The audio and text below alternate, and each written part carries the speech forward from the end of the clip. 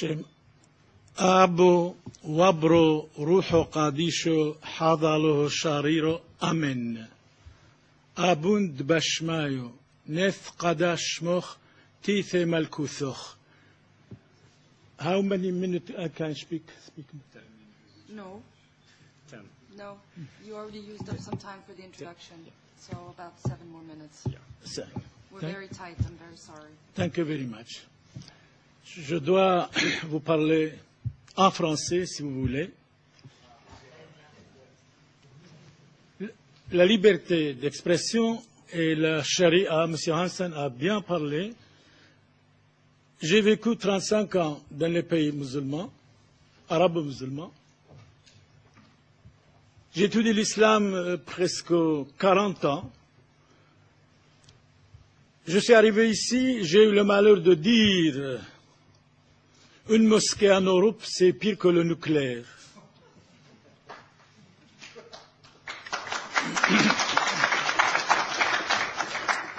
J'ai eu le malheur de dire aussi un enfant musulman bien islamisé, c'est une bombe à retardement contre les petits enfants européens.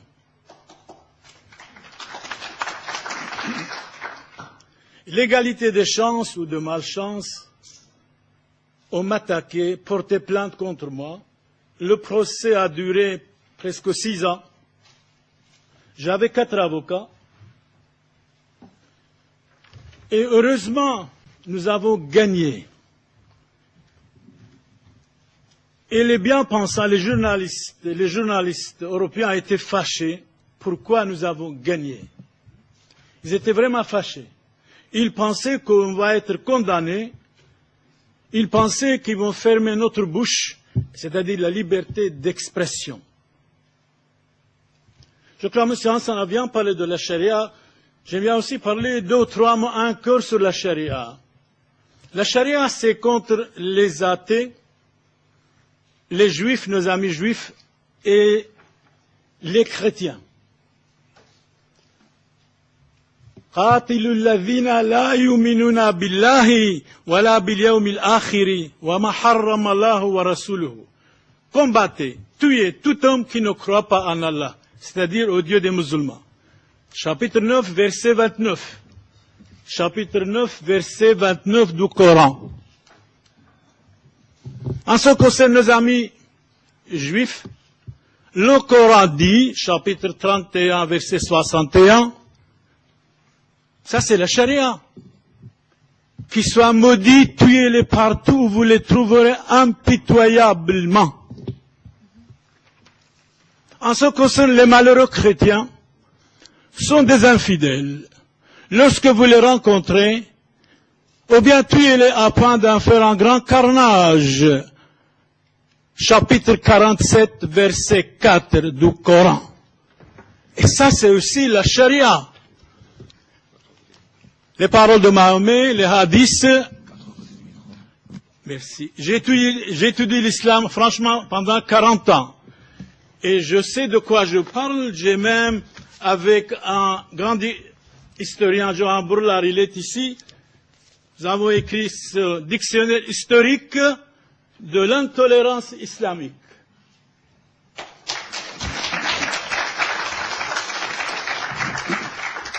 2000 pages. Donc 2000 pages. Quand nous parlons, nous savons de quoi il s'agit. Nous savons de quoi il s'agit. Batiaor, que nous aimons beaucoup, elle a écrit dans cette préface de ce livre extraordinaire dont on a étudié plusieurs années, Batiaor nous dit, témoignage de Batiaor pour le monseigneur Père Samuel Boniface.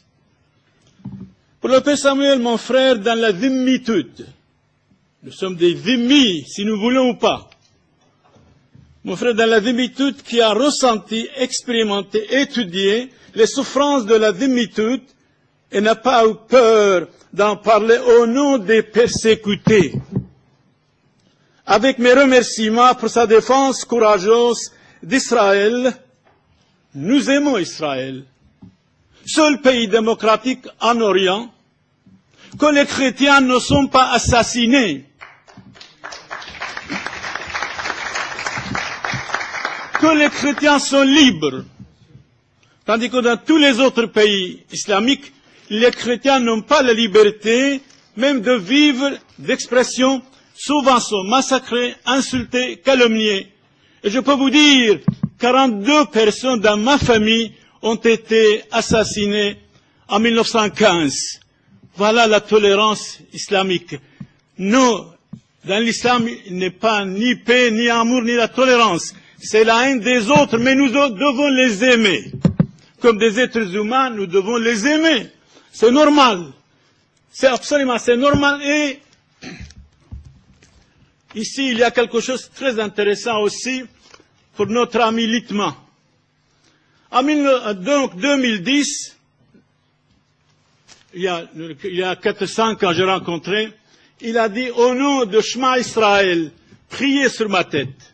J'ai imposé la main sur sa tête, et c'est vrai, il est venu chez moi à la Sainte Messe catholique, en latin et en français, et en araméen, et il a dit, le Père Samuel a allongé ma vie pendant 4 ans. Et finalement, c'est la vie, l'être humain est né pour mourir. L'être humain est né pour mourir.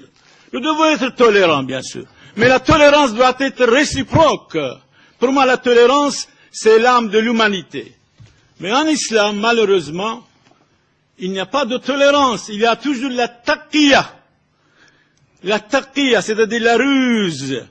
Il y a une invasion de l'Europe par l'islam téléguidé, minutieusement préparé, par nos dirigeants, par certains dirigeants, pour que l'islam remplace le judaïsme, le christianisme ici en Occident. Et nous devons dire non.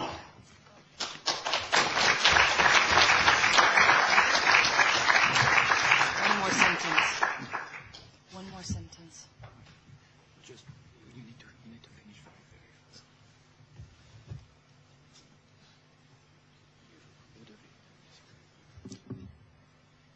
fast. Littmann, quand il est venu chez nous, il a lu un chapitre 1, la bénédiction, que Dieu bénit Israël. Et je lui ai dit, Jésus a dit dans l'Évangile, chapitre 4, verset 22, le salut vient des Juifs. Jésus-Christ a dit dans l'Évangile Saint-Jean. Voilà, Beth Yaor, de notre côté, Littmann, à notre côté, et il va lire, malheureusement, il n'y a pas de voix. Il était enchanté. J'ai parlé gloire au peuple d'Israël, un État démocratique en Orient au milieu de 300 millions de musulmans.